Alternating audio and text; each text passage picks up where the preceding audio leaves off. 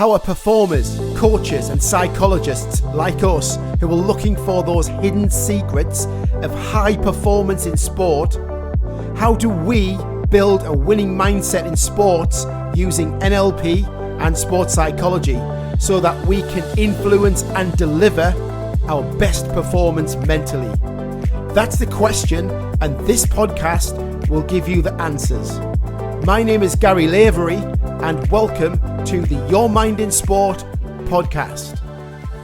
If you have that mindset where you believe in yourself and you believe in your capabilities, even when you're backed into a corner, you will always come out fighting. And just because you cannot physically see your mind doesn't mean that you should not train it. If you heard the last episode of Your Mind in Sport, I told you 2 personal stories, didn't I? But those stories didn't just happen. So in this episode, I want to paint the picture of how those stories actually came about. The backstory of a real situation that allowed me to reconnect with a more positive state of mind and got me moving forward in the right direction. Okay, so why should you listen to this episode of Your Mind in Sport? Well, do you have those days when you cannot see the wood for the trees? When you start and feel frustrated because you are currently thinking inside of a problem? And do you sometimes allow your negative feelings to grow like weeds inside of your own headspace, which eventually lead you down a different path and start to demotivate you? Or are you wasting valuable time looking at a problem and only at the problem? Now, did you know that you are the gatekeeper to your thoughts, and you should be the decision maker also of what stays and what goes? So would you be interested in being able to change your emotional state in a flash and build confidence about a future sporting event and channel your focus towards something that you have within your sights? Would that be of interest? So there I was, just sitting in my own office, feeling in a consistent low mood. And I could feel this mood running through me. And I was starting to get really frustrated with myself by now. And this mood was now running into a second day.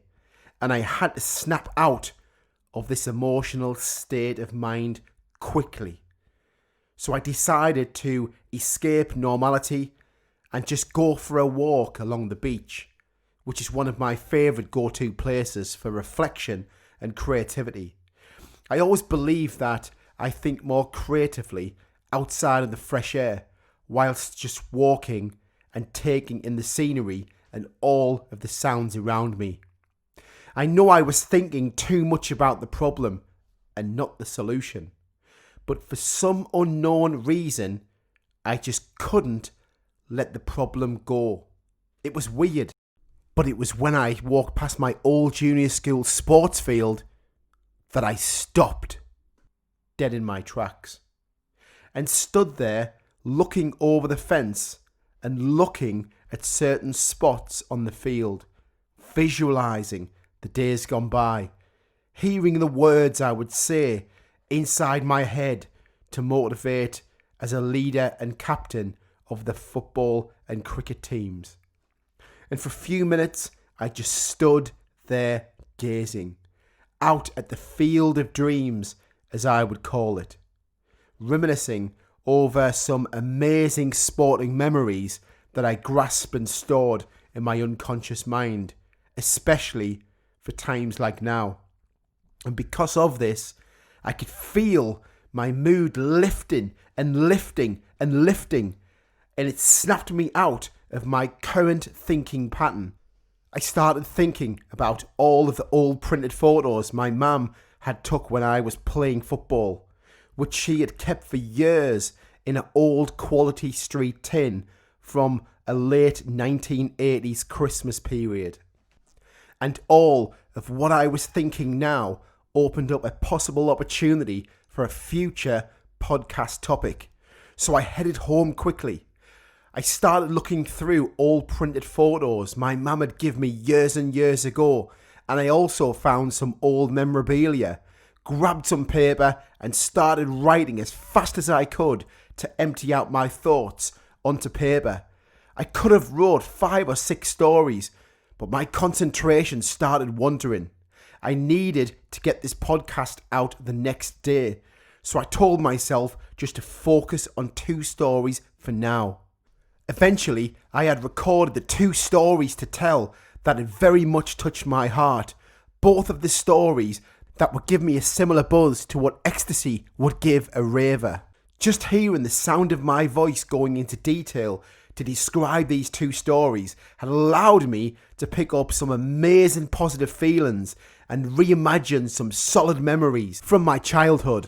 And it got to the point where I started thinking to myself, wow, where did that old mood go? Now that was actually a true story, and that was the foundation building blocks around the last episode of Your Mind in Sport.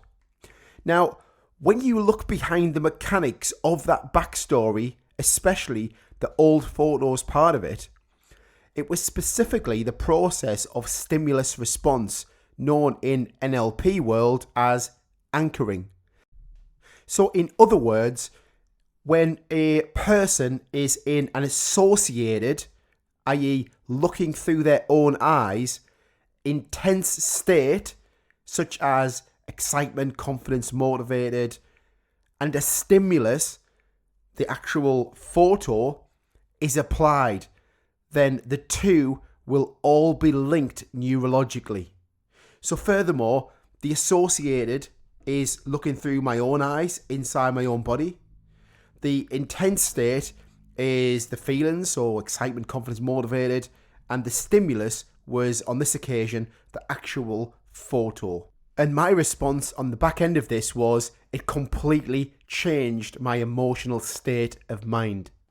Okay, so right now you might be thinking, well, how do I do that process? So let me just quickly talk you through it. The first thing is you need to find at least 7 old printed photos. Now, there's just something about that touch and feel of an old photo that really does make it more powerful. Yes, you can use digital technology, but there is just something about having that photo and you holding it. The second thing is you need to think inside of your head of a blank white canvas.